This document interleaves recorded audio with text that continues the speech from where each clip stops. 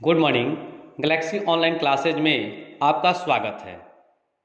आज हम लोग पढ़ेंगे एक्सरसाइज 1.3 का क्वेश्चन नंबर 6। पिछले वीडियो में हम लोग 5 तक पढ़ चुके हैं, तो आइए हम लोग क्वेश्चन नंबर 6 पढ़ते हैं। लेकिन अभी तक आप मेरे चैनल को सब्सक्राइब नहीं किए हैं तो जल्दी से इसे सब्सक्राइब कर लीजिए और बेल आइकन के बटन को दबा दीजिए। इसे लाइक और शेयर भी कर दीजिए। तो आइए हम लोग क्वेश्चन नंबर 6 पढ़ते हैं। क्वेश्चन नंबर 6 क्या कहता है, ध्यान दीजिएगा।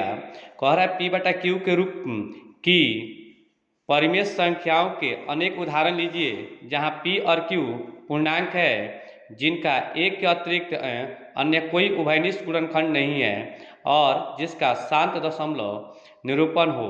क्या आप अनुमान लगा सकते हैं कि क्यू का कौन सा गुण अवश्य संतुष्ट करना चाहिए? ठीक है ना। क्वेश्चन कह क्या रहा है, स्पष्ट रूप से मैं समझाना चाहता हूं कि p बटा क्यू के रूप में कोई संख्या लेना है और जो p बटा क्यू के रूप में जो संख्या लीजिएगा उसका उभयनिष्ठ गुणनखंड होना चाहिए, वो सिर्फ एक होना चाहिए। ठीक ना, एक के अलावा कोई और संख्या नहीं होना चाहिए। जैसे मैं उदाहरण ले रहा हूँ 2/5। 2/5 में देखिएगा, 2 का अगर उभयनिष्ठ गुणनखंड खोजेंगे तो 2 एकम 2 1 होगा और 5 एकम 5। इस दोनों में 2 और देखिए गौर से, दोनों में 1 मिल जा रहा है ना, तो एक उभयनिष्ठ गुणनखंड हो जाएगा। अब कह क्या रहा है यहाँ पे कि आपने तो उभयनिष्ठ गुणनखंड खोज दिया, अब आपको करना क्या है कि शांत भी देखना है। तो शांत देखने का तरीका है कि 5 में 2 से भाग कर लीजिए। जब 5 में 2 से भाग कीजिएगा तो भाग नहीं लगे तो पॉइंट लगा 0 लगा देंगे, 5 चौका 20 हो गया। अब ये देखिएगा कि भाग करने पर कितना आ रहा है, मेरा 0.4 आ रहा है। मतलब शेषफल 0 आ जाए तो समझ जाइएगा कि वह शांत है। अब आपको समझ में आ गया होगा कि ऐसी संख्या आपको p बटा क्यू के रूप में लिखना है जिसका उभयनिष्ठ गुणनखंड 1 हो और वैसी संख्या को भाग करने पर उसका अगर शेषफल 0 आ जाता है तो समझिएगा कि वो भी क्या होना चाहिए, शांत हो। मतलब उभयनिष्ठ गुणनखंड 1 होना चाहिए और शांत भी होना चाहिए। ठीक ना। और भी एग्जाम्पल आप ले सकते हैं, 1/5 भी लिख सकते हैं। ठीक ना। 3/5 लिख सकते हैं। ठीक है ना। 7/2 लिख सकते हैं। ऐसी संख्याएं अब इसमें भाग करके देख लीजिए तो ये आ जाएगा 0.2 आ जाएगा। इसको भाग करके देख लीजिए तो आपका 0.6 आ जाएगा। इसमें भाग करके देखते हैं, 2 में 7 से भाग करेंगे तो 2 तिहाई 6 हो जाएगा।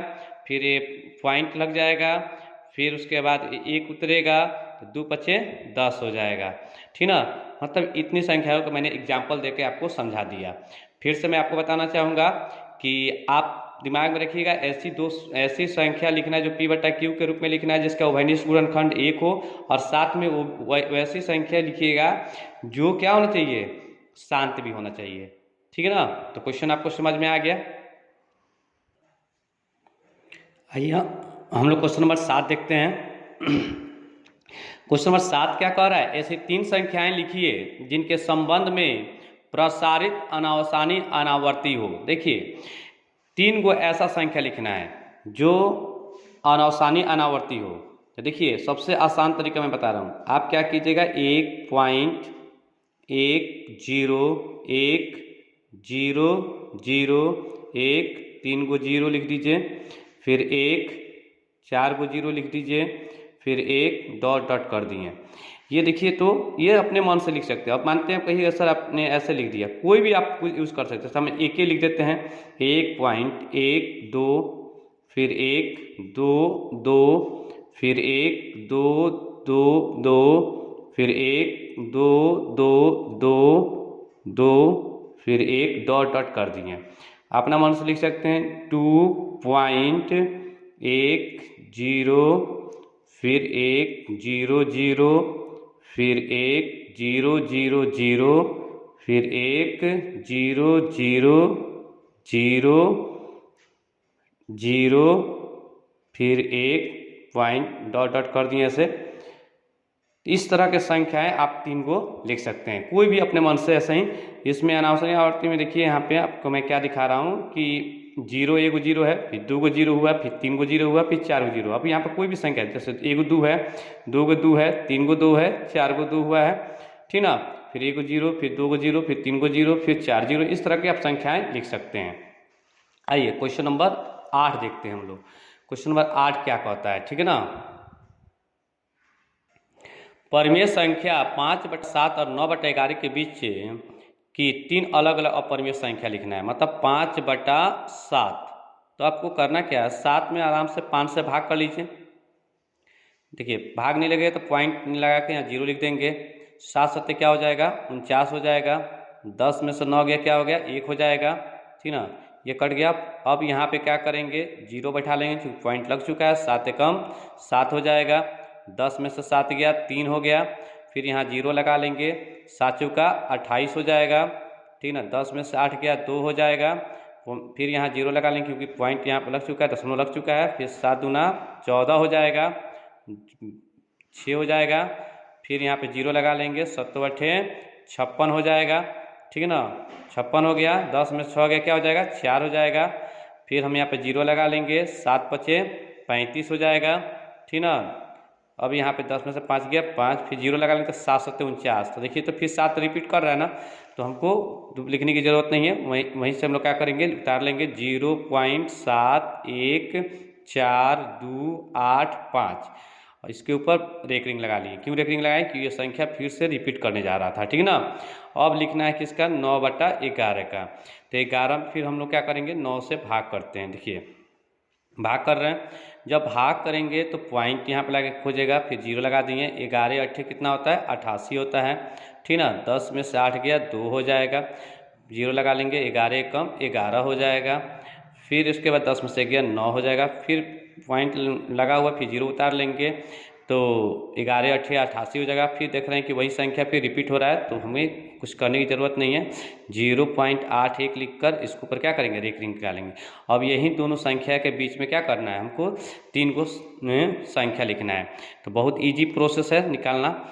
अब देखिएगा आपके दिमाग में जा रहा होगा कि ये जो संख्या लिखे हुए हैं, ठीक है ना, 0.714 इतना बड़ा है और ये इतना छोटा है, तो इसके बीच में हम कैसे संख्या निकाल सकते हैं। तो सबसे आसान तरीका है कि आप क्या कीजिए, यहाँ पे 71 इसको मान लीजिए, मतलब 71 0.71, और इसको है 0.81 है। दोनों के बीच में अब 71 81 के बीच में हमको संख्या लिखना है, तो आप आसानी से लिख सकते हैं 0.72। इसके बाद कुछ भी आप अब लिख सकते हैं, 0 फिर 72 फिर 0 फिर 72 फिर 3 को 0 फिर 72 डॉट डॉट कर दिए, हो गया ना। फिर दूसरा अगर आपको लिखना है तो 72 आप लगा के 73 भी लिख सकते हैं, 74 भी यहाँ पर लिख सकते हैं। 73 हो गया। अब चाहे तो यहाँ 1 लिख सकते हैं, फिर यहाँ पे 73, फिर यहाँ पे 1, अब 2 1 हो जाएगा, फिर 73, फिर 1 1 हो गया, फिर 73, ठीक है ना, डॉट डॉट ऐसे कर सकते हैं। फिर तीसरा स्टेप में आपके सामने है, देख रहे हैं ना, 73 लिखे हैं। फिर देखिए 73 1 1 है, 73 2 1 है, फिर 73 3 1 है, 73 यहाँ 4 1 आएगा। इस तरह 1 0 था, 2 0 हुआ, 3 0, फिर यहाँ 4 0 होगा। सेम आप जो आपको इच्छा करें, हम मानते हैं हम यहाँ पर 0.74 ही लिखते हैं। फिर यहाँ 0 लगा दिए, फिर 74, फिर 2 0, फिर 74, 3 0, फिर 74 डॉट डॉट कर दिए। इस तरह आप 75 76 77 78 79 80 मतलब ये दोनों संख्याओं के बीच में संख्या आप क्या कर सकते हैं, लिख सकते हैं, ठीक है ना। आइए हम लोग क्वेश्चन नंबर 9 देखते हैं। क्वेश्चन नंबर 9 क्या कह रहा है कि आपको जो संख्या दिया हुआ है, ठीक ना, इसमें बताना है कि कौन परिमेय है और कौन अपरिमेय है। तो देखिए पहला नंबर दिया है √23 दिया था। अब 23 का क्या कीजिए, एलसीएम निकालिए। तो 23 से कम 23। अब यहाँ देखने को मिल रहा है कि 23 का कोई जोड़ा नहीं मिल रहा। अगर जोड़ा नहीं मिलेगा तो समझिएगा वह संख्या जो है अपरिमेय है, ठीक ना। और जिसका जोड़ा मिल जाएगा तो समझिएगा क्या हो जाएगा, परिमेय हो जाएगा।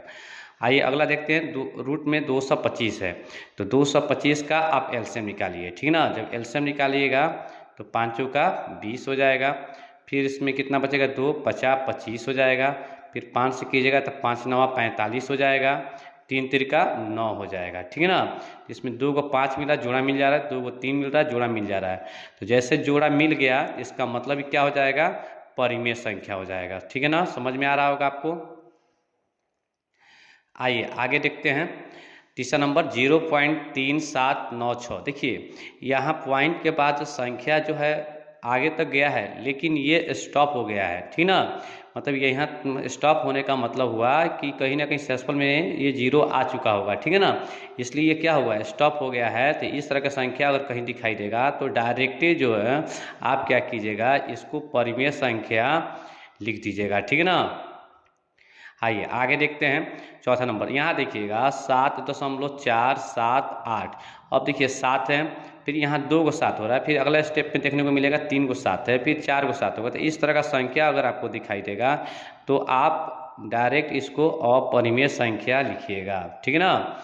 उसके बाद 1.10, 1 को 0 दिखाई दे, 2 को 0 दिखाई दे, 3 तो मैंने अभी कुछ देर पहले बताया, रिपीट कर रहा है, ठीक ना।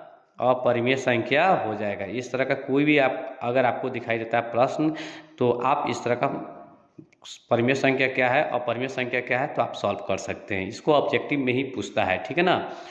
अगर आपको ये वीडियो पसंद आ रहा है तो इसे आप लाइक और शेयर कर दीजिए, और अभी तक आप मेरे चैनल को सब्सक्राइब नहीं किए हैं तो जल्दी से इसे सब्सक्राइब कर लीजिए और बेल आइकन के बटन को दबा दीजिए। इसे लाइक और शेयर भी कर दीजिए, ठीक है ना। आगे के वीडियो में आगे मैं लेकर आऊँगा इसके अगला एक्सरसाइज को। तब तक के लिए धन्यवाद। जय हिंद, जय भारत।